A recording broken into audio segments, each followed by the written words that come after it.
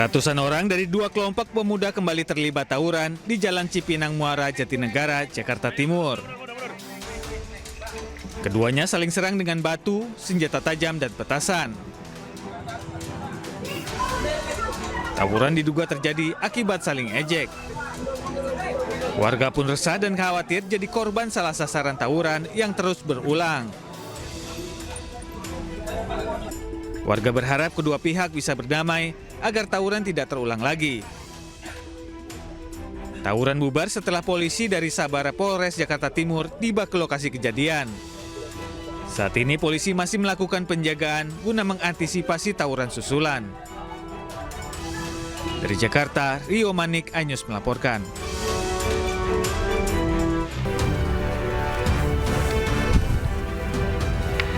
Halo, selamat pagi pemirsa. Jus Pagi kembali hadir untuk melengkapi informasi Anda pagi hari ini. Selain 3 berita utama tadi, sejumlah informasi menarik lainnya juga telah kami siapkan untuk Anda. Bersama saya, Yasmin Natania. Dan saya, Bayu Pradana. Inilah Jus Pagi selengkapnya.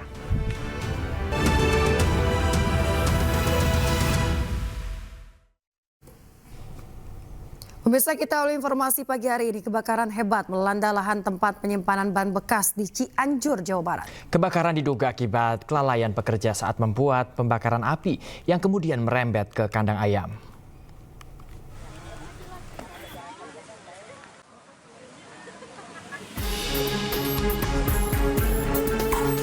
Asap tebal membumbung tinggi saat kebakaran hebat melanda tempat penyimpanan ban bekas dan peternakan ayam di Kampung Citespong, Desa Jamali, Kecamatan Mande, Kabupaten Cianjur, Jawa Barat.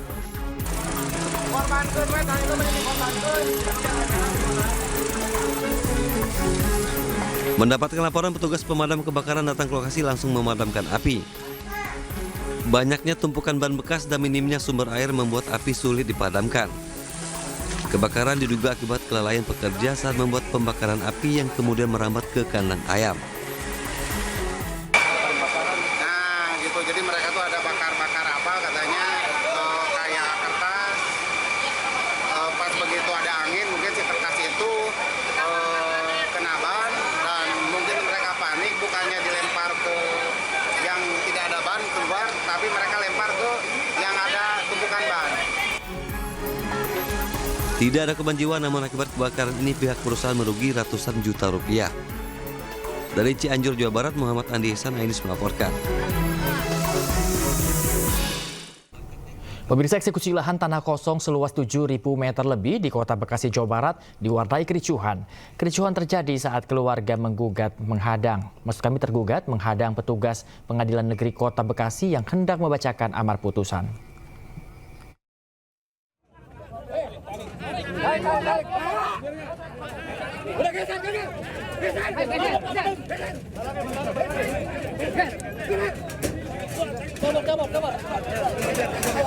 Aksi saling dorong dan kericuhan antara petugas kepolisian dengan keluarga tergugat saat petugas jurusita Pengadilan Negeri Kota Bekasi, Jawa Barat hendak membacakan amar putusan di lahan tanah kosong seluas 7.000 meter di Kelurahan Pejuang Jaya, Medan Satria, Kota Bekasi, Jawa Barat.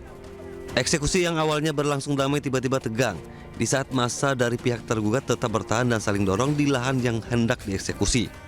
Eksekusi lahan sudah dilakukan sesuai aturan yang berlaku yang telah mempunyai kekuatan hukum tetap. Kita sudah melewati tahap-tahap dari permohonan eksekusi, kemudian kita buatkan resum, penetapan unbanding sudah. Usai eksekusi dilakukan, jurusita Pengadilan Negeri Bekasi, pemohon eksekusi langsung memasang pagar serta pelang di objek lahan yang dimenangkan. Dari Bekasi, Jawa Barat, Rahmat Hidayat, iNews melaporkan. Pemirsa, akibat sengketa lahan dengan perusahaan sawit, warga di 5 desa di Bengkulu Utara memblokir jalan dengan batu. Pemirsa, Forum Masyarakat Bumi Peka menutup akses jalan milik PT Agri Cina di Kecamatan Putri Hijau, Bengkulu Utara dengan batu kerikil. Aksi warga 5 desa ini merupakan bentuk protes terhadap pihak perusahaan yang dinilai acuh menyelesaikan permasalahan HGU.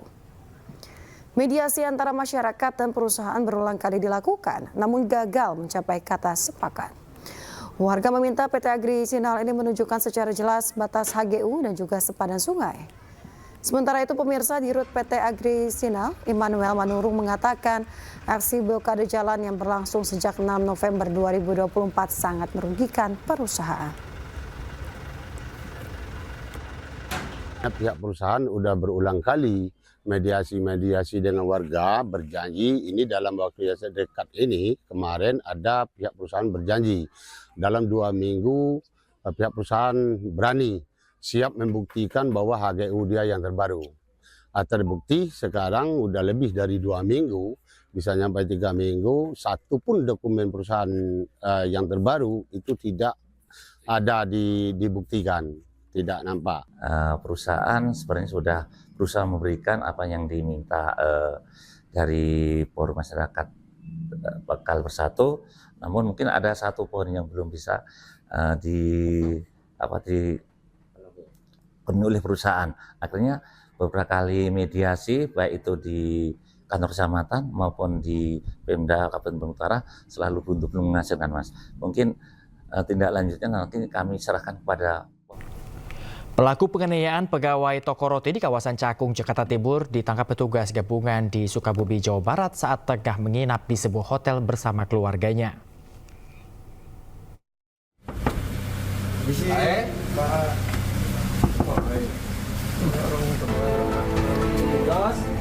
Tugas gabungan dari Ditreskrim Polda Metro Jaya dan Reskrim Polres Metro Jakarta Timur menangkap pelaku penganiayaan terhadap pegawai toko roti di kawasan Cakung, Jakarta Timur. Pelaku yang merupakan anak pemilik toko roti berinisial GSH ini ditangkap di sebuah hotel di daerah Sukabumi, Jawa Barat saat tengah menginap bersama keluarganya. Usai ditangkap, pelaku langsung dibawa petugas ke Mapolres Metro Jakarta Timur untuk diperiksa lebih lanjut terkait kasus penganiayaan yang ia lakukan. Pelaku mengaku menginap di hotel di daerah Sukabumi karena ingin menenangkan diri bersama keluarganya pasca mengetahui penganiayaan yang ia lakukan viral di media sosial. Kami sudah meningkatkan dari tahap penyelidikan ke tahap penyidikan. Dari tahap penyidikan itulah saat ini kami sudah mengamankan saudara terlapor dari GSH tersebut dan bersangkutan bersama dengan keluarganya berada di Hotel Anugrah Sukabumi pada hari subuh tadi pagi tanggal 16 Desember tahun 2024. Hingga kini pelaku masih diperiksa intensif oleh polisi, sementara status perkara ini telah ditingkatkan ke level penyidikan. Dari Jakarta, Rizky Paluvi, iNews melaporkan.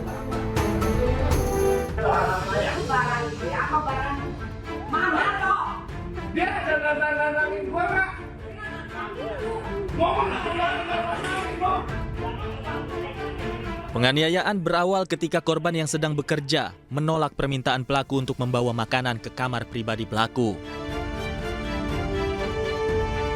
Korban menolak permintaan karena pelaku menyuruhnya menggunakan kalimat tidak sopan dan sebelumnya pelaku pernah melakukan kekerasan ketika menyuruh korban mengantar makanan ke kamar. Pada saat kejadian, terdapat pegawai lain yang berada di lokasi, tapi karena takut, pegawai lainnya hanya bisa diam melihat tindak penganiayaan dan mendokumentasikan kejadian sebagai barang bukti. Dalam video tersebut, pelaku melemparkan kursi dan mesin alat pembayaran non-tunai ke arah korban. Hanya orang tua pelaku yang berupaya menyelamatkan korban dengan cara menarik korban keluar toko dan menyarankannya agar melaporkan kasus ke pihak kepolisian. Akibatnya korban mengalami pendarahan di kepala dan langsung dilarikan ke klinik untuk mendapatkan perawatan. Dia minta saya nganterin ke kamar pribadinya, terus saya nolak. Terus setelah saya nolak, ya udah dia akhirnya mungkin dia kesel ya sama saya karena saya nolak juga kan. Dia juga nyuruh saya soalnya kayak bukan yang kayak baik-baik gitu. Polres Metro Jakarta Timur langsung melakukan pemeriksaan pada saksi dan korban serta pelaku penganiayaan. Dan hingga kini, pelaku sudah diamankan oleh Polres Metro Jakarta Timur. Dari Jakarta, Tim Liputan iNews melaporkan. Kita ke informasi berikutnya, pemirsa. Mahkamah Agung memutuskan menolak permohonan peninjauan kembali yang diajukan oleh 8 terpidana kasus pembunuhan Vina. Putusan tersebut disambut isak tangis dan kekecewaan keluarga terpidana. Kami tetap masih semangat kok untuk berjuang bagi mereka. Ya, langkah hukum masih terbuka. Kita akan lihat langkah hukum apa yang bisa kita lakukan. Keadilan pada saatnya akan muncul. Percaya. Ya, semua ada hikmahnya, lambat atau cepat keadilan pasti akan muncul. Ya, nanti kami habis ini kami akan ke lapas. Ya, kami sudah maksimal berjuang.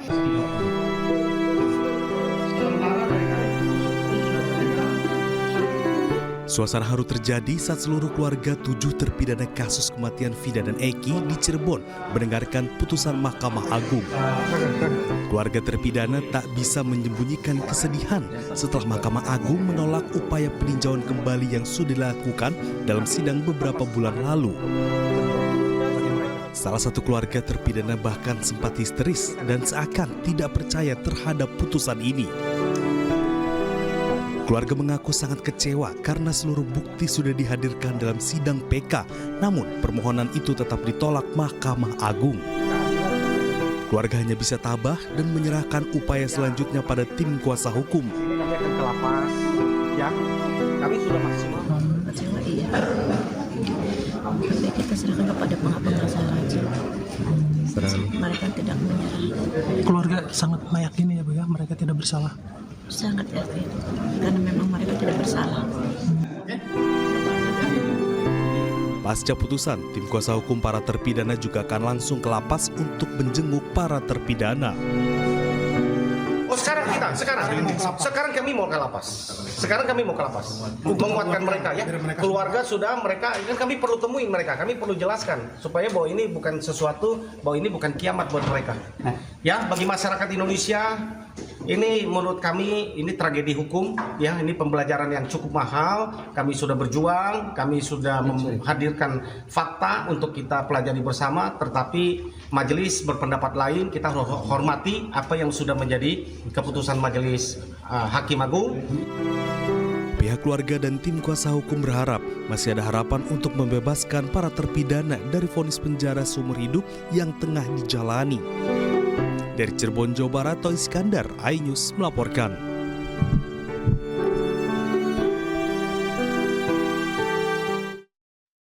Ya, pemirsa, Mahkamah Agung menolak peninjauan kembali 8 terpidana kasus pembunuhan Vina dan Eki di Kuningan.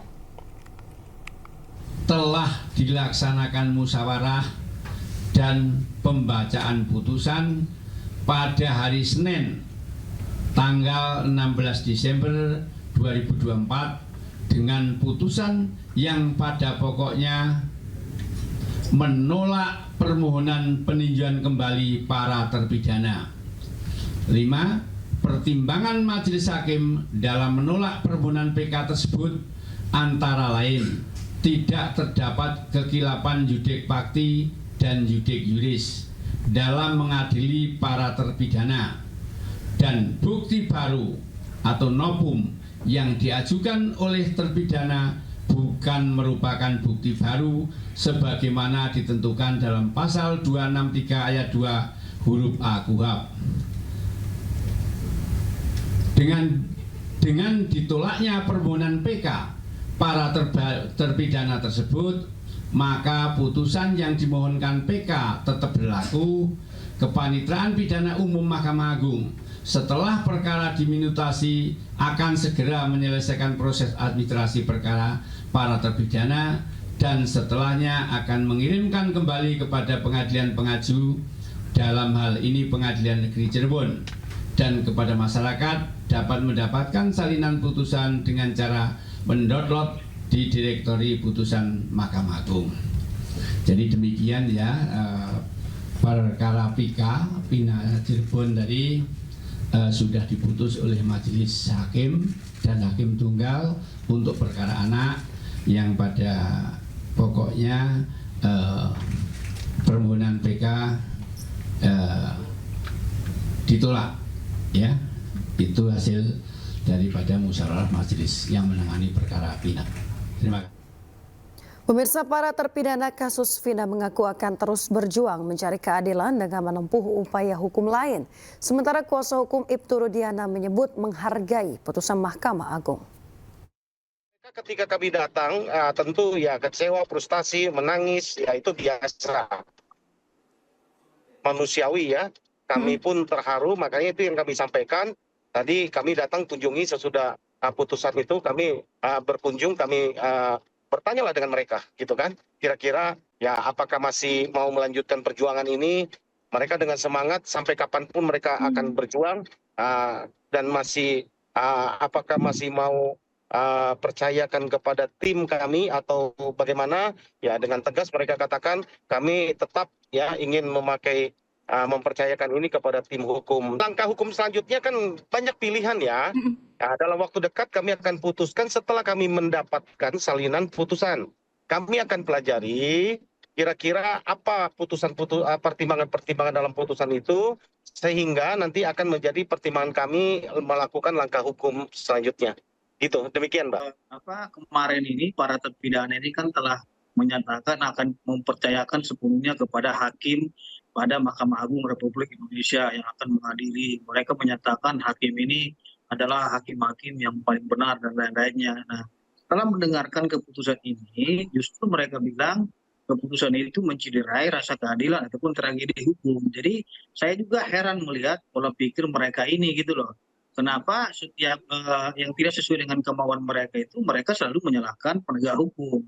Nah, tentunya itu yang sangat kita sayangkan sekali. Sedangkan kita juga sudah sepakat, ayo serahkan sepenuhnya kepada Mahkamah Agung Republik Indonesia selaku lembaga tertinggi dalam mengadili perkara ini. Apakah setelah diuji diterima atau ditolak gitu loh. Dan ternyata putusannya ditolak. Nah, berbicara dengan bukti yang mereka sampaikan itu menurut hemat saya adalah bukti omon-omon gitu. Pemirsa, misteri kasus pembunuhan Vina dan Eki menyedot perhatian publik usai film berjudul Vina Sebelum 7 Hari dirilis.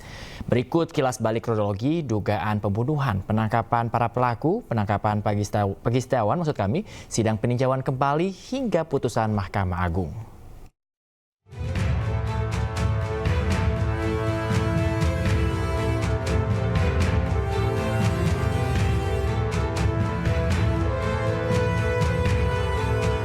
Sabtu malam 27 Agustus 2016, Vina dan kekasihnya Rizky alias Eki ditemukan meninggal dunia di flyover Talun, Cirebon, Jawa Barat. Keduanya diduga jadi korban kebrutalan geng motor, bahkan Vina diduga diperkosa para pelaku. Keluarga Vina menemukan kejanggalan pada luka di sekujur tubuh gadis berusia 16 tahun itu. Polisi kemudian melanjutkan penyelidikan. Polisi menyebut ada 11 pelaku yang terlibat. 8 pelaku ditangkap, 7 diantaranya dijatuhi hukuman penjara seumur hidup. Sementara 1 pelaku yang masih di bawah umur, yakni Saka Tatal, divonis 8 tahun penjara. Namun 3 pelaku lainnya buron hingga bertahun-tahun kemudian. 3 pelaku yang masuk dalam daftar pencarian orang di kepolisian adalah Andi, Dani, dan Peggy alias Perong yang disebut-sebut sebagai dalang pembunuhan Vina dan Eki.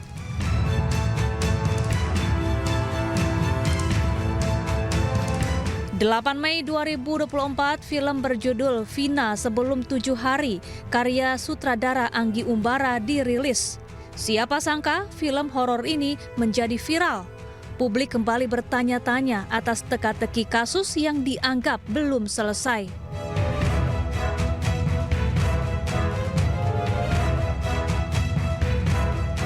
Delapan tahun berlalu usai kasus ini kembali viral, Peggy Setiawan, seorang pekerja bangunan, diringkus polisi di Bandung, Jawa Barat. Pasca penangkapan Peggy, polisi meralat jumlah DPO kasus Vina dari 3 menjadi 1 orang, yaitu hanya Peggy. Sementara itu, Peggy mengaku dirinya difitnah dan tidak pernah terlibat kasus Vina.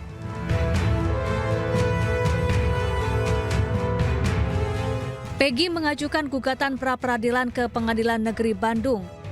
8 Juli 2024, Hakim memutuskan mengabulkan seluruh gugatan Peggy. Status tersangka Peggy pun gugur.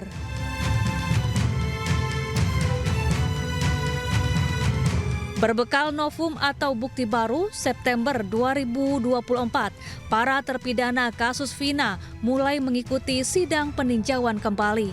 Sejumlah saksi dihadirkan. Sidang juga kerap berjalan emosional dari keterangan saksi yang membeberkan dugaan penganiayaan oleh aparat terhadap para terpidana.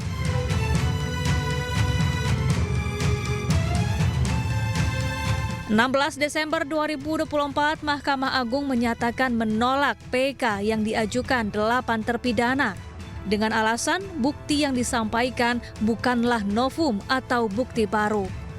Selain itu, tidak ada kehilafan hakim di persidangan sebelumnya. Sementara dari tadi pukul 10 sudah beredar putusan secara buat apa ada press release kalau para terpidana dan keluarganya pun kecewa. Mereka menangis histeris usai mendengarkan putusan Hakim MA.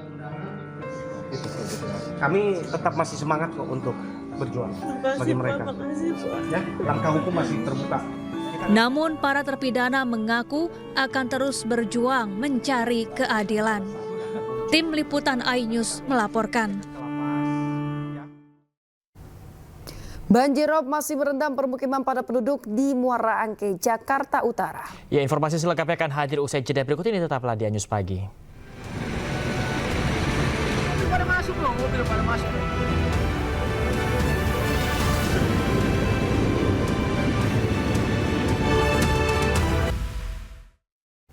Berbicara kembali di iNews Pagi, pemirsa, kita ke informasi lainnya. Pemirsa, hingga malam ini banjir rob masih merendam permukiman padat penduduk di Muara Angke, Jakarta Utara. Meski banjir menghambat aktivitas, pemirsa, sebagian besar warga memilih bertahan di rumah mereka.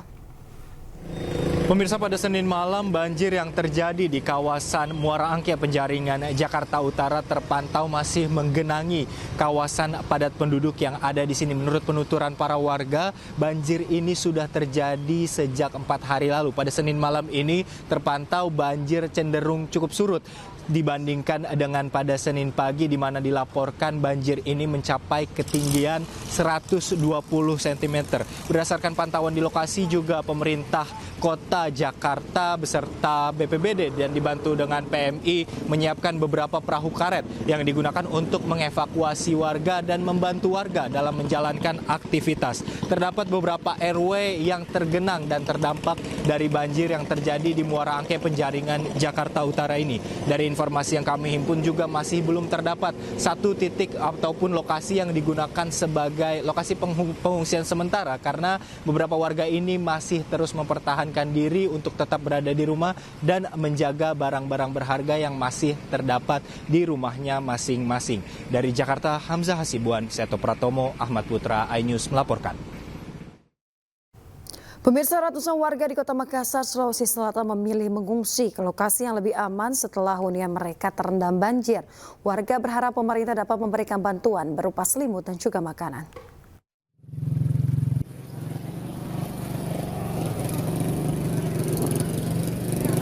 Rumah-rumah warga di Jalan Swadaya, Kota Makassar, Sulawesi Selatan masih terus terendam banjir.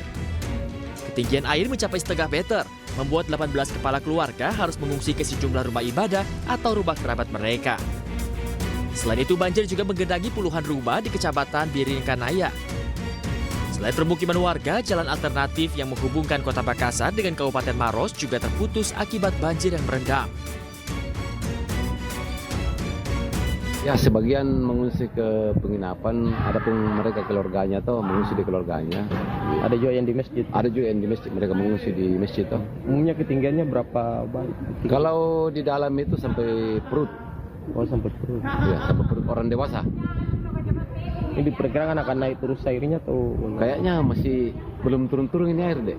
Oh gitu? Iya, dari tadi siang ini belum turun-turun sampai sekarang. Untuk membantu warga, petugas gabungan pun melakukan patroli guna mengevakuasi dengan perahu. Warga berharap bantuan berupa selimut hingga makanan siap saji segera mereka dapatkan dalam menghadapi musibah banjir ini.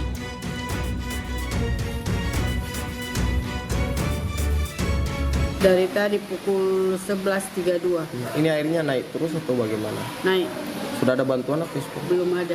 Belum ada. Jadi apa yang diharapkan sekarang? Kalau bisa ini kasihan makanan.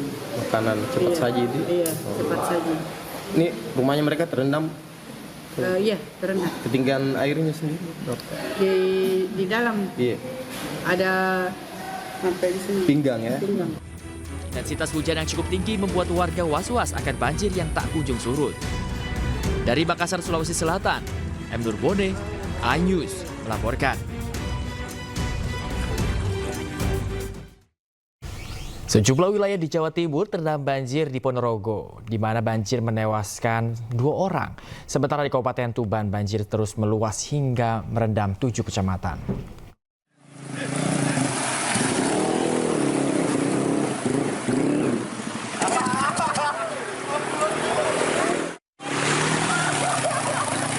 Banjir yang melanda Ponorogo, Jawa Timur masih belum surut. Ketinggian air di dalam rumah mencapai 1 meter. Proses evakuasi korban terjebak banjir masih terus dilakukan petugas BPBD. Sebagian pengungsi berada di pendopo kabupaten, sebagian lainnya mengungsi di rumah tetangga dan saudara. Pengungsi kini kesulitan pangan dan berharap segera mendapat bantuan. Sementara itu, 2 korban yang sebelumnya dilaporkan terseret arus ditemukan meninggal dunia. Korban Imam 53 tahun ditemukan 5 meter dari titik tenggelam, sementara Bagus 11 tahun ditemukan di lokasi kejadian. Kejadian berawal saat korban Bagus terperosok selokan saat bermain air banjir. Imam berusaha menolong korban, namun naas korban juga ikut terseret arus. Keduanya diserahkan ke keluarga untuk dimakamkan. Sementara itu, banjir juga menerjang 7 desa dan kelurahan yang tersebar di 3 kecamatan di Trenggalek, Jawa Timur. Tak hanya menggenangi permukiman, banjir juga merendam sejumlah sekolah. Akibatnya aktivitas pembelajaran terpaksa diliburkan. Ketinggian banjir mencapai lebih dari 1 meter. Hingga saat ini ruas jalur utama Trenggalek Tulung Agung masih terendam banjir. Akibatnya arus lalu lintas menjadi terganggu. Ada 3 kelurahan dan 4 desa di Kecamatan Trenggalek, Kecamatan Bogalan, dan Karangan, mohon maaf, dan Karangan, dan saat ini jalur protokol khusus saat ini masih tergenang air setinggi lutut orang dewasa. Hujan deras yang mengguyur kota Sidoarjo membuat 10 desa di 3 kecamatan di wilayah Sidoarjo terendam banjir. Ratusan rumah warga dan akses jalan terendam air dengan ketinggian 30 hingga 50 cm. Banjir terjadi akibat hujan deras dan tidak berfungsinya sistem drainase karena kondisi sungai yang meluap. Meski genangan air masih tergolong tinggi, namun hingga saat ini belum ada warga yang mengungsi. Mereka memilih tetap tinggal di rumahnya sambil menunggu genangan air surut.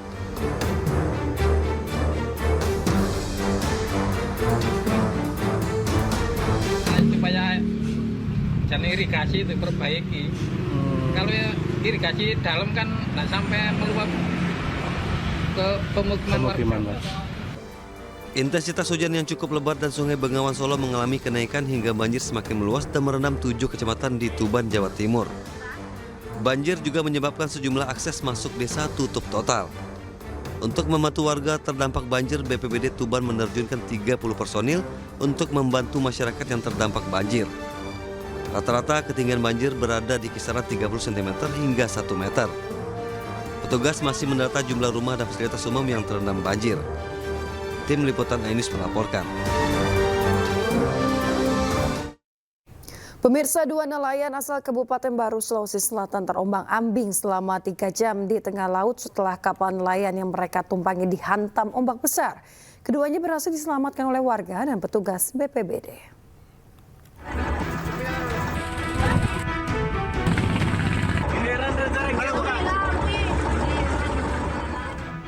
Dua nelayan terombang-ambing di tengah laut dengan kapal yang sudah hancur setelah dihantam ombak besar di perairan Pangkep, Sulawesi Selatan. Suliman dan Muharam sempat terombang-ambing selama 3 jam sebelum dievakuasi. Peristiwa terjadi saat kedua korban datang dari Kabupaten Baru, datang membeli kapal di daerah Galesong, Kabupaten Takalar. Mereka berniat membawa kapal tersebut ke Kabupaten Baru, namun di tengah jalan kapal mereka dihantam ombak besar.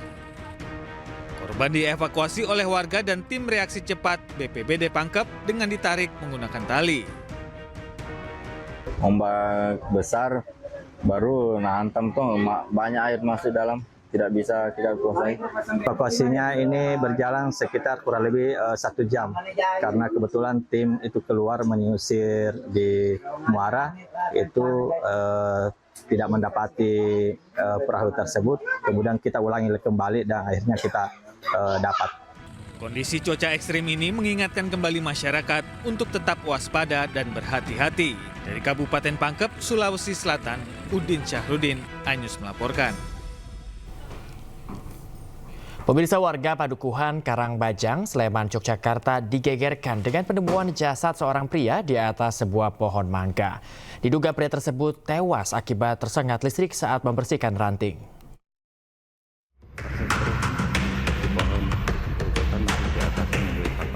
Warga Padukuhan Karangbajang, Sleman, Yogyakarta ini digegerkan dengan adanya jasad warga yang tersangkut di atas dahan pohon mangga. Warga yang menduga korban terkena sengatan listrik membuat warga tidak berani untuk mengevakuasi korban yang sudah tidak bernyawa tersebut. Usai melaporkan kepada pihak terkait, jasad korban yang diketahui atas nama Kasdi tersebut akhirnya dievakuasi. Kurang dari 15 menit ya, kita kolaborasi dengan Pamag Polda. Terus dalam evakuasi tadi kendalanya di apa ini? Kita ada di saat menurunkan dari atas pohon. Dan ada kabel yang terkelupas mungkin dan? Perkiraan begitu dan sudah ada petugas dari PLN. Proses penurunan jasad korban pun berlangsung dramatis selama 15 menit. Tim gabungan harus menggunakan tandu untuk menurunkan korban dari pohon setinggi 7 meter tersebut. Selanjutnya korban dibawa ke rumah sakit terdekat untuk dilakukan penanganan lebih lanjut. Dapatkan laporan dari warga kalau di pohon mangga itu ada yang kesetrum seperti itu. Saya dibel warga supaya untuk melaporkan ke PLN supaya mematikan aliran listrik seperti itu. Diduga korban yang berprofesi sebagai penebang pohon tersebut tersengat aliran listrik yang berada di dekatnya saat membersihkan ranting pohon milik warga. Kejadian ini masih dalam penanganan Polres Sleman, Yogyakarta. Dari Sleman, Daerah Istimewa Yogyakarta, Gali Wisma, iNews melaporkan. Pemirsa, seorang kurir narkoba diciduk polisi saat bertransaksi dengan polisi yang tengah menyamar. Dari pelaku, petugas berhasil mengamankan 110 butir pil ekstasi yang disembunyikan di dalam tas pinggang.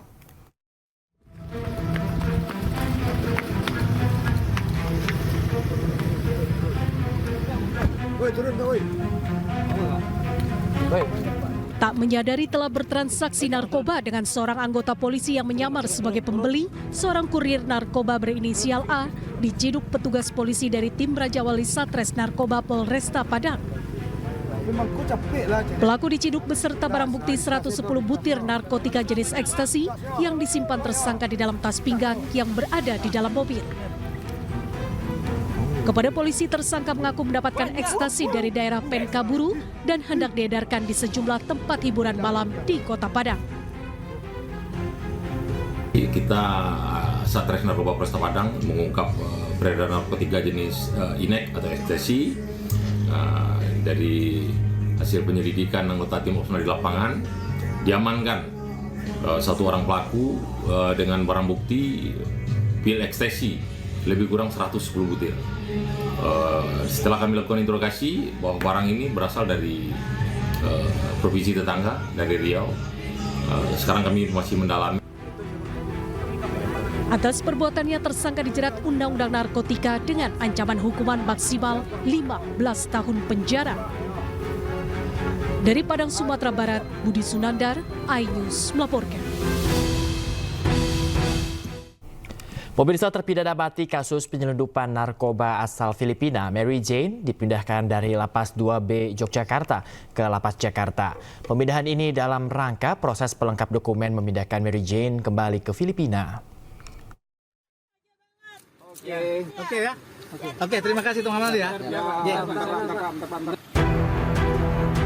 Terpidana mati, kasus penyelundupan narkoba asal Filipina Mary Jane Fiesta Veloso dipindah dari Lapas Perempuan 2B Yogyakarta Wonosari Gunung Kidul Daerah Istimewa Yogyakarta ke Lapas Jakarta pada Minggu malam 15 Desember 2024. Tim Direktorat Jenderal Pemasyarakatan Ditjenpas yang membawa Mary Jane menyampaikan menempuh perjalanan darat malam menuju Jakarta agar bisa segera menyelesaikan laporan pelengkap dokumen pemindahan Mary Jane menuju ke Filipina. Pengawalan yaitu pemindahan warga negara Filipina atas nama Mary Jane dari wilayah Yogyakarta ke Lapas Perempuan kelas 2 Jakarta. Untuk travel dokumen, tiket sudah disiapkan semua oleh kedutaan, tinggal mungkin besok malam sekitar 00.30 yang bersangkutan akan kita pindahkan ke lapas yang ada di Filipina. Selain Mary Jane yang akan dipindahkan ke Filipina, pemerintah Presiden Prabowo baru memindahkan 5 terpidana kasus narkoba jaringan Bali 9 kembali ke negara asalnya Australia pekan lalu. Pemindahan narapidana ini dilakukan atas dasar diskresi Presiden Prabowo Subianto. Mungkin saya bilang dia jaga kesehatannya. Happy nggak? Tim Liputan iNews melaporkan.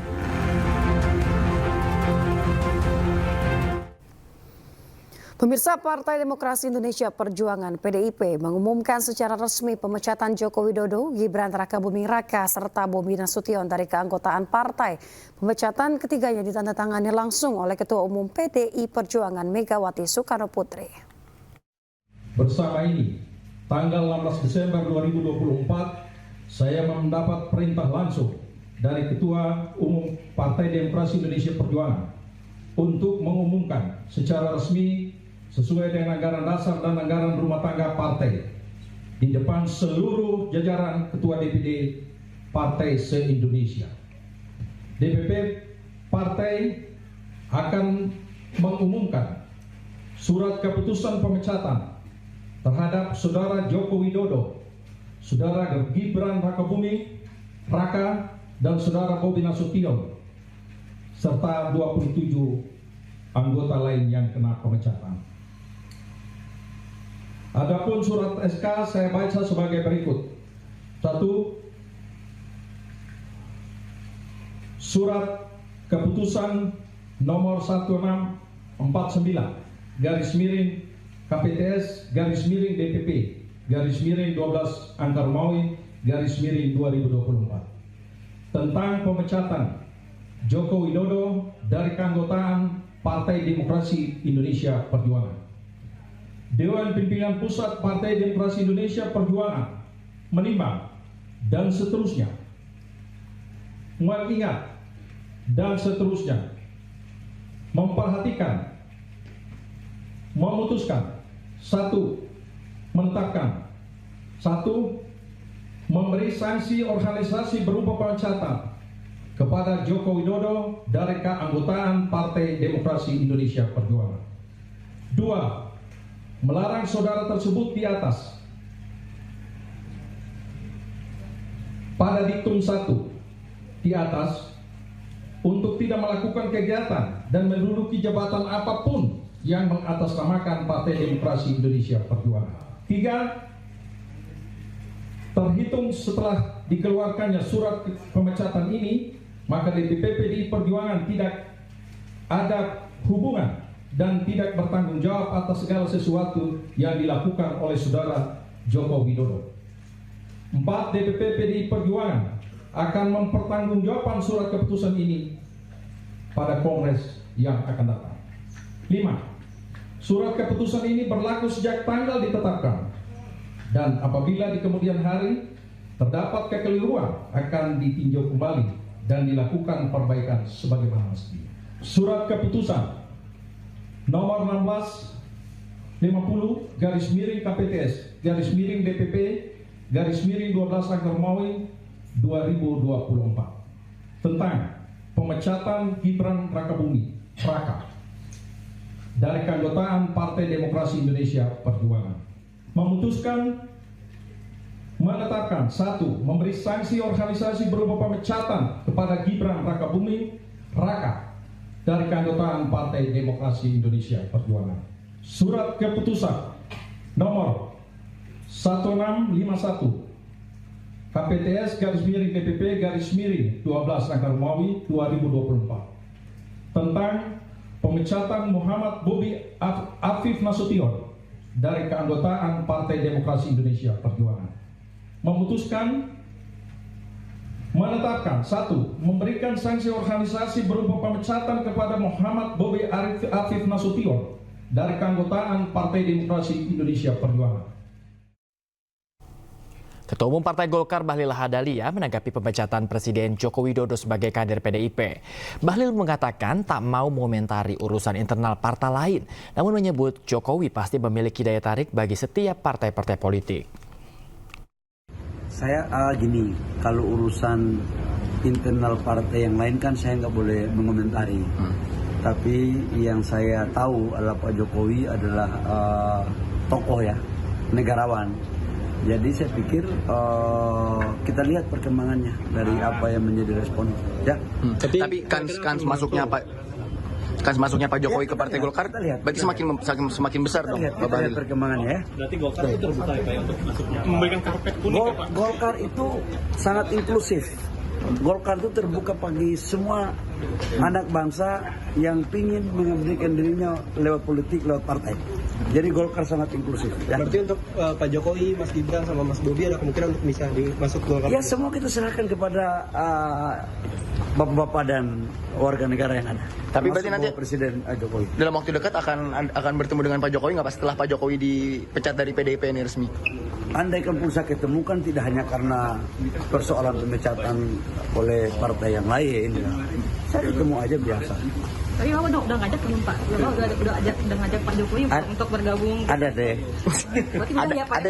Udah ngajak ya Pak? Ada ajakan terjemahkan dengan sendiri-sendiri. Ya makanya Pak, ada apa nggak Pak? Ada ajakannya Pak? Ya kita lihat aja nanti ya. Pemirsa, Presiden Republik Indonesia Prabowo Subianto resmi melantik pimpinan dan Dewan Pengawas Komisi Pemberantasan Korupsi KPK untuk periode 2024 hingga 2029 di Istana Negara. Ya Allah, saya bersumpah dengan sungguh-sungguh bahwa saya untuk melaksanakan tugas ini langsung atau tidak langsung dengan menggunakan nama atau cara apapun juga tidak memberikan atau menjanjikan sesuatu apapun. Presiden Republik Indonesia Prabowo Subianto resmi melantik pimpinan dan Dewan Pengawas Komisi Pemberantasan Korupsi (KPK) untuk periode 2024-2029 di Istana Negara Jakarta. Para pimpinan dan Dewas KPK membacakan sumpah di hadapan Presiden Prabowo Subianto. Setio Budianto terpilih menjadi Ketua KPK periode 2024-2029. Sementara sebagai Wakil Ketua KPK yakni Fitro Rohcayanto, Johanis Tanak, Ibnu Basuki Widodo, serta Agus Joko Pramono. Sementara untuk Dewan Pengawas KPK yakni Ketua Dewas KPK Gus Rizal dengan anggota Beni Joshua Mamoto, Siska Mirawati, Sumpeno, dan Wisnu Baroto. Setelah pengambilan sumpah, Presiden Prabowo dan para pimpinan KPK baru menandatangani berita acara sumpah serta janji pimpinan KPK. Pelantikan dilakukan sesuai surat keputusan Presiden nomor 161/P tahun 2024 tentang pemberhentian dengan hormat dan pengangkatan pimpinan KPK dan keanggotaan Dewas KPK. Tim Liputan iNews melaporkan. Menteri Keuangan Sri Mulyani pastikan PPN jadi 12% di Januari 2025. Menkeu juga pastikan ada sejumlah sektor yang tetap tidak akan dipungut pajak. Nah, maka saya bisa mencatat seluruh tadi aspirasi dari Bapak dan Ibu sekalian mengenai berbagai topik. Kepastian penerapan PPN jadi 12% pada Januari 2025 disampaikan Menteri Keuangan Sri Mulyani saat rapat bersama dengan Komisi 11 di Gedung DPR RI. Sri Mulyani menyatakan penerapan tarif baru sudah tercantum dalam Undang-Undang Harmonisasi Peraturan Perpajakan UU HPP. Meski pasti naik, namun SM pastikan kenaikan tidak membabi buta. Sejumlah keringanan pajak telah disiapkan oleh pemerintah. Seperti ada beberapa jenis barang atau jasa yang tidak dipungut pajak. Artinya meskipun kita membuat policy mengenai perpajakan termasuk PPN ini, bukannya membabi buta dan seolah-olah tidak punya afirmasi atau perhatian terhadap beberapa sektor-sektor seperti kesehatan, pendidikan, dan bahkan makanan pokok waktu itu termasuk. Debatnya cukup panjang di sini. Jadi nanti kami akan sampaikan. Menkyu tegaskan kenaikan PPN untuk menjaga APBN tetap sehat di tengah kondisi ekonomi global yang tidak menentu. Naiknya PPN mau tidak mau akan mempengaruhi harga barang di pasar. Padahal konsumsi rumah tangga menjadi motor utama pertumbuhan ekonomi. Badan Pusat Statistik mencatat, pertumbuhan ekonomi pada kuartal 3 di tahun 2024 ini hanya mampu tumbuh 4,95%, lebih rendah dari kuartal sebelumnya sebesar 5,11%. Tim Liputan iNews melaporkan. Pemirsa, dan berikut adalah sejumlah barang dan jasa yang terkena PPN 12% mulai 1 Januari 2025. Ya, dapat dilihat pemirsa, yang terkena PPN 12% adalah beras premium, buah-buahan premium, daging premium seperti Wagyu dan Kobe yang nilainya mencapai jutaan rupiah. Kemudian ada ikan premium seperti salmon dan tuna premium, udang dan krustasi premium seperti king crab, jasa pendidikan premium seperti pendidikan standar internasional berbayar mahal, jasa pelayanan kesehatan medis premium seperti rumah sakit kelas VIP, listrik pelanggan rumah tangga dengan daya 3.500 hingga 6.600 volt ampere. Kita beralih ke informasi lain pemirsa, sopir penganiaya Dr. Koas telah ditetapkan sebagai tersangka. Sementara itu LHKPN milik Dedi Mandarsyah, ayah Dr. Lady Aurelia, kini tengah dibidik oleh KPK.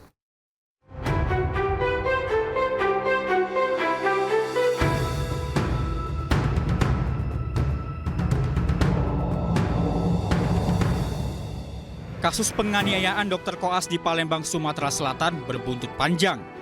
Kasus ini tak hanya di bawah penyelidikan polisi, namun KPK juga mulai menyoroti keluarga Lady Aurelia Pramesti.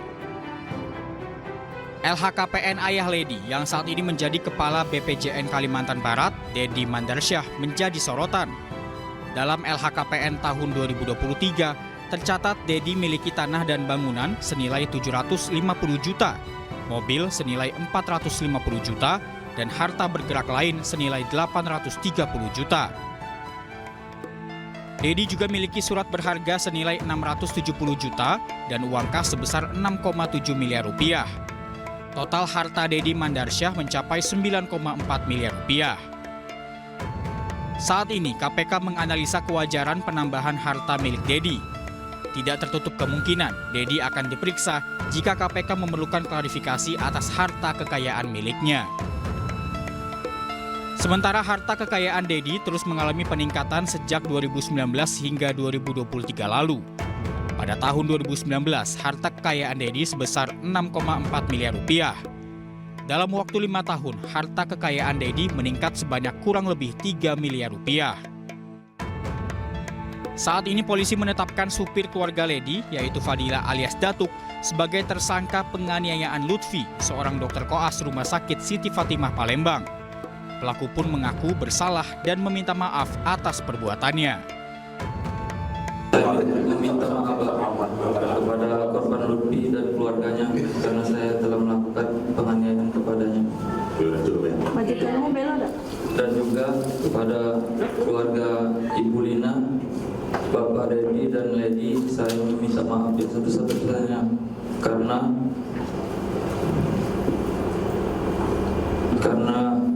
masalah ini mereka terkena imbasnya dari perbuatan saya, Pak. Kepada polisi, pelaku mengaku menganiaya korban lantaran terpancing emosi dengan perilaku korban yang dianggap tidak sopan terhadap majikannya. Motifnya adalah karena pelaku kesal melihat korban seperti tidak respon ya, terhadap ibu teman korban yang bernama, saya inisial Ibu SM ya. Ini ibu dari teman korban yang bernama LD, sehingga pelaku emosi dan langsung melakukan penganiayaan. Namun menurut kuasa hukum keluarga Lady, Fadila bukan hanya seorang supir, tapi juga memiliki hubungan keluarga dengan majikannya. Sementara ibu Lady, Sri Melina, menemui Dr. Lutfi untuk membicarakan jadwal jaga putrinya saat Natal dan malam Tahun Baru. Adalah sopir dan juga memang ada hubungan keluarga. Ibu Lina ini sebenarnya bertujuan untuk berkomunikasi. Mungkin dia menganggap anaknya tidak bisa berkomunikasi dengan rekan sesama mahasiswa, sesama peserta koas gitu. Akibat perbuatannya, supir keluarga Lady dijerat dengan pasal 351 ayat 2 KUHP. Hukuman penjara maksimal 5 tahun pun menanti pelaku. Tim Liputan, iNews melaporkan. Selanjutnya kita ke berita olahraga pemirsa. Menjelang pertandingan Indonesia melawan Filipina pada laga terakhir grup B ASEAN Cup 2024, Ketua Umum PSSI Erick Thohir memberikan target mutlak kepada skuad Garuda. Ia berharap Indonesia bisa meraih kemenangan.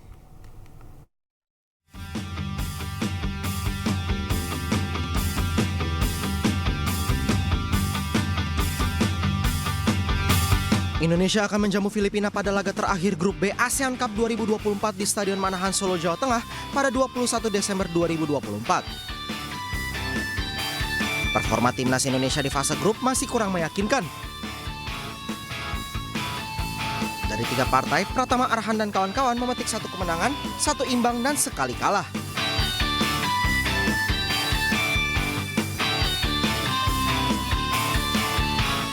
Teranyar Indonesia kalah 0-1 dari tuan rumah Vietnam pada hari Minggu di Stadion Vietri.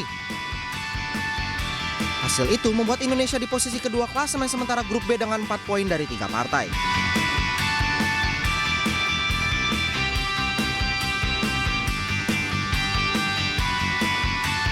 Raihan ini membuat Ketua Umum PSSI Erick Thohir memberikan target mutlak kepada skuad Garuda dengan meraih kemenangan melawan Filipina.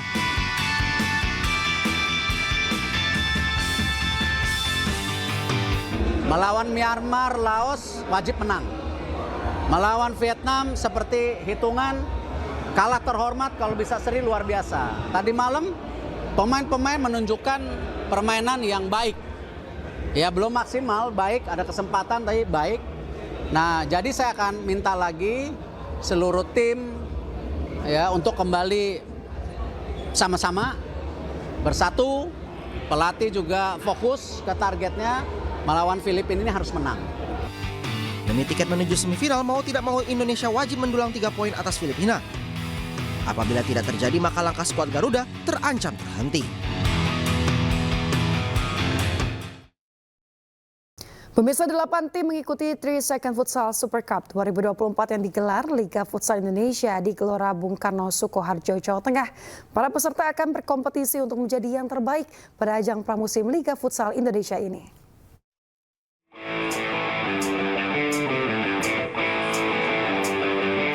8 tim futsal turut meramaikan turnamen pramusim Pro Futsal League 2024-2025, yakni 3 Second Futsal Super Cup 2024. Ajang bergengsi ini digelar selama 3 hari pada 13 hingga 15 Desember 2024, yang dipusatkan di Gelora Bung Karno, Sukoharjo. 3 Second Futsal Super Cup 2024 menerapkan format sistem kompetisi knockout. Sejumlah tim yang bertanding kali ini berasal dari klub terbaik pada klasemen akhir Pro League musim sebelumnya, yaitu Black Steel FC Papua, Halus FC Jakarta, Cosmo JNE Jakarta, Moncong Bulo FC, Bintang Timur Surabaya, Unggul FC Malang, Pangsuma FC Kalbar, dan Favage Banua. Lebih baik lagi rakyat di semua daerah kita bisa menyelenggarakan biar semua bisa memaksakan atmosfer dari liga futsal profesional dan tim-tim profesional yang ada di Indonesia. Pertandingan hari pertama berhasil menyaring beberapa tim untuk maju ke perempat final yaitu Black Steel Papua setelah menang 4-2 atas Halus FC. Cosmo JNE FC yang unggul 5-1 atas Moncong Bulu FC, Bintang Timur Surabaya yang juga unggul 2-0 atas FC Malang, dan Pangsuma FC yang menelan kekalahan 0-3 dari Favage Benua. Dari Sukoharjo, Zanuar Setiaji, iNews melaporkan. Turnamen tenis Piala PJ Gubernur DKI Jakarta resmi dibuka hari ini di Jakarta Pusat. Acara ini juga menjadi ajang mencari bibit atlet profesional sekaligus menjadi sarana peningkatan kemampuan para atlet.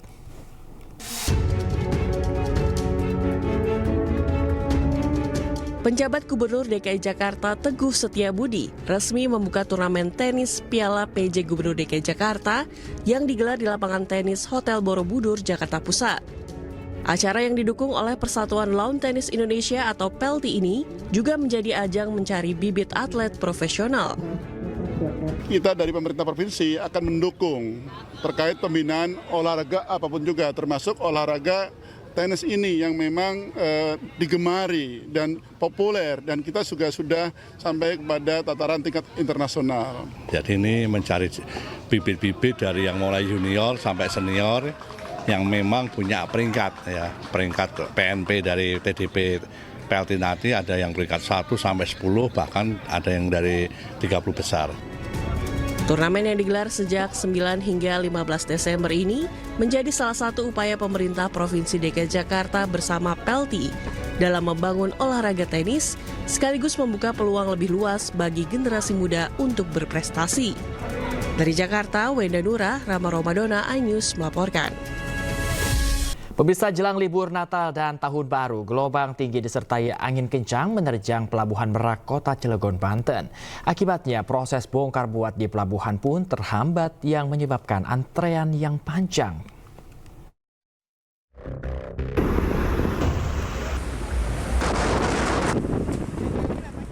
Gelombang tinggi terjadi di Pelabuhan Merak, Kota Cilegon, Banten mengakibatkan proses bongkar muat serta sandar kapal di dermaga terhambat cukup lama. Selain itu, antrean kendaraan pribadi yang akan menyeberang meningkat menjelang libur Hari Raya dan Tahun Baru. Calon pengguna jasa mengaku sudah tiba di Pelabuhan Merak sejak sore hari namun belum menyeberang sampai hampir tengah malam. Karena kondisi ini juga banyak muatan dari truk logistik yang mulai membusuk. Dari setengah 6. Sore tadi berarti ya? Kang, ini nunggu di luar kenapa, Kang? Nggak tahu ini, lama banget. Adik tadi itu kapal baru berangkat aja nunggu dari jam 2. Badan Meteorologi, Klimatologi, dan Geofisika memprediksi terjadinya potensi gangguan cuaca ekstrim di lintasan Merak Bangkauni pada saat angkutan Natal dan Tahun Baru 2025. Ada beberapa potensi yang ikut menambah meningkatnya curah hujan. Jadi samping ada musim penghujan yang sudah masuk, di mana angin baratan sudah mulai masuk yang masih basah. Ada lagi Mediterranean Oscillation, adanya bibit siklon tropis yang ada di sebelah barat, sebelah selatan Jawa, dan juga seruakan udara dingin yang berpotensi masuk ke wilayah Indonesia. Ini ke beberapa faktor tadi menambah potensi curah hujan menjadi lebih banyak. Potensi gangguan cuaca ekstrim yang terjadi akhir tahun ini merupakan hal yang wajar seiring terjadinya musim hujan dan dapat mengganggu aktivitas penyeberangan di lintasan Merak Bangkauni. Dari Cilegon, Banten, Iskandar Nasution melaporkan. Pemirsa, jelang musim libur Natal 2024 dan Tahun Baru 2025, pihak Pelabuhan Penyeberangan Ketapang, Banyuwangi, Jawa Timur menyiapkan sebanyak 57 kapal feri untuk melayani penyeberangan dari dan menuju Pelabuhan Gilimanuk, Jemberana, Bali.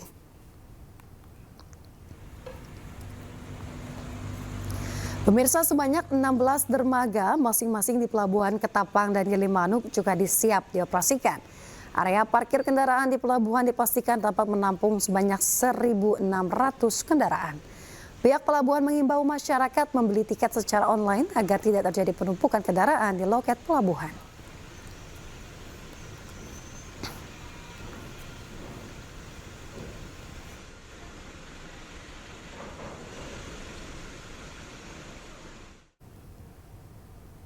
Pemirsa, untuk mengetahui informasi terkini kita terhubung dengan rekan Iskandar Nasution di Pelabuhan Merak Cilegon, Banten dan juga rekan Eris Utomo di Pelabuhan Ketapang, Banyuwangi, Jawa Timur.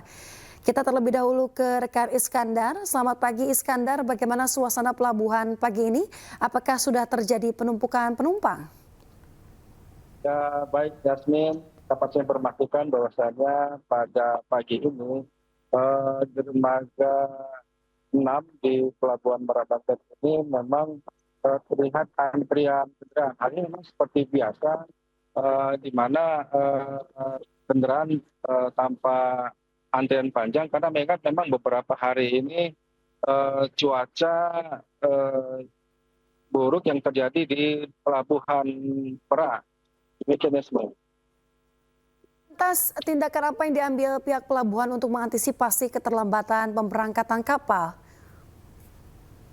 Ya, untuk mengantisipasi memang ketika memang cuaca cukup cerah, pihak PT SDP Pelabuhan Merak sendiri akan melakukan percepatan bongkar muat, dan memang kalau ketika memang cuaca buruk dan tidak memungkinkan untuk berlayar, pihak pelabuhan memang juga akan memperlambat atau mengurangi durasi bongkar muat. Ini kan semua. Baik, lantas untuk di Pelabuhan Merak sendiri, kapan prediksi peningkatan pemudik akan terjadi? Ya, memang diprediksi ada dua momen ya. Pertama itu memang mendekati perayaan Natal tahun ini dan nanti pada saat di momen tahun baru. Demikian. Baik, dari Iskandar kita akan menuju ke rekan Eris.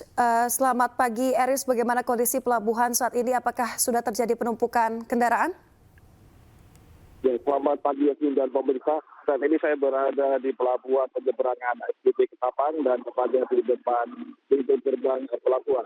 Dan memang untuk suasana atau situasi saat ini masih bisa dibilang relatif sepi, karena mungkin memang dari sekolah ataupun belum libur sehingga masih relatif sepi. Namun demikian dari pihak pelabuhan sudah mempersiapkan berbagai fasilitas untuk mengantisipasi terjadinya lonjakan penumpang utamanya pada kendaraan roda 4 dengan menyiapkan sejumlah kantong parkir di luar pelabuhan sehingga juga bisa mengantisipasi terjadinya antrian yang mengular di jalan raya. Demikian Ya, Eris, mungkin bisa diinformasikan kepada kami seperti apa kondisi cuaca di sana mengingat sebentar lagi akan memasuki puncak pemudik libur Natal dan Tahun Baru. Ya, saat ini memang terjadi curah hujan yang cukup tinggi juga di wilayah Kabupaten Banyuwangi, dan saat ini memang relatif mendung sehingga juga terlihat dari suasana cukup pelajar sekali di sini, dan memang dari AJP juga mempersiapkan area parkir untuk mengantisipasi adanya penumpukan kendaraan di dalam area pelabuhan. Betul. Baik, Eris, terakhir untuk di Pelabuhan Ketapang sendiri nih, kapan diprediksi menjadi puncak bagi para pemudik dalam libur Natal dan Tahun Baru kali ini? Ya, dari pihak pelabuhan memprediksi terjadinya lonjakan penumpang pada tanggal 20 hingga 21 mendatang. Dengan demikian memang dipastikan juga akan terjadi lonjakan penumpang dibandingkan dengan tahun yang lalu.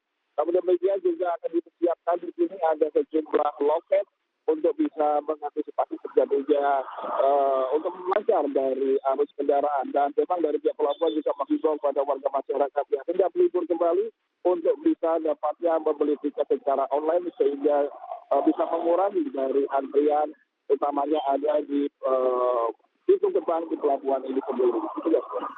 Baik, terima kasih rekan Eris Utomo melaporkan langsung dari Pelabuhan Ketapang, Banyuwangi, Jawa Timur, dan sebelumnya ada rekan Iskandar Nasution melaporkan dari Pelabuhan Merak, Banten. Selamat bertugas kembali rekan-rekan. Pemirsa, sejumlah persiapan terus dilakukan oleh KAI Daob 1 Jakarta jelang puncak libur Nataru. Sebanyak 744.000 tiket disiapkan selama masa angkutan Natal dan Tahun Baru 2024-2025. Dan berikut laporan reporter Hadis Tiarifa dan juru kamera Dede Rudi langsung dari Stasiun Pasar Senen, Jakarta Pusat. Pemirsa, jelang masa angkutan Natal dan Tahun Baru 2024-2025, sejumlah persiapan telah dilakukan oleh PT KAI. Penjualan tiket pun juga sudah mulai mengalami peningkatan yang cukup signifikan. Diperkirakan untuk masa angkutan Natal dan juga Tahun Baru 2024-2025 ini akan berlangsung selama 18 hari, yakni terhitung sejak tanggal 19 Desember 2024 hingga 5 Januari 2025. PT KAI Daob 1 Jakarta juga menyebutkan bahwa untuk total kapasitas masa angkutan di Nataru 2024-2025 di Stasiun Senen dan juga Stasiun Gambir ini mencapai di 744.000 tiket, dan hingga hari ini sudah laku ataupun habis terjual sebanyak 43%, yang mana artinya untuk tiket yang tersedia dan dapat dibeli oleh calon penumpang ini hanya bersisa di sekitar 400.000 tiket. Kemudian juga untuk mengantisipasi kemungkinan lonjakan penumpang yang akan terjadi di momen Nataru 2024-2025 ini, PT KAI Daob 1 Jakarta ini melakukan upaya dengan menambah jumlah armada ataupun juga perjalanan kereta api jarak jauh sebanyak 17, sehingga nantinya akan ada sebanyak 75 perjalanan kereta api jarak jauh yang akan beroperasi setiap harinya. Kemudian juga diperkirakan untuk puncak masa angkut di momen Natal ini nantinya akan terjadi pada tanggal 24 Desember 2024, sedangkan untuk Tahun Baru nanti akan terjadi pada tanggal 31 Desember 2024. Dari Jakarta, Distia Rifa, Dede Rudi, iNews melaporkan. Ya, pemirsa, jelang libur panjang Natal dan Tahun Baru, polisi telah menyiapkan sejumlah antisipasi sesuai arahan Presiden Prabowo Subianto.